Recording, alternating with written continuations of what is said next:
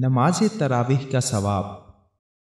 عن ابی ہریرۃ رضی اللہ عنہ ان رسول اللہ صلی اللہ علیہ وسلم قال من قام رمضان ایمانا واحتسابا غفر له ما تقدم من ذنبه۔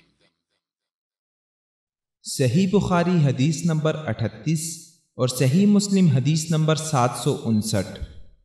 حضرت ابو ہریرہ رضی اللہ عنہ نے بیان کیا کہ رسول اللہ صلی اللہ علیہ وسلم نے فرمایا، جو کوئی رمضان میں راتوں کو ایمان کی حالت میں محض ثواب کے لیے عبادت کرے تو اس کے اگلے گناہ بخش دیے جاتے ہیں۔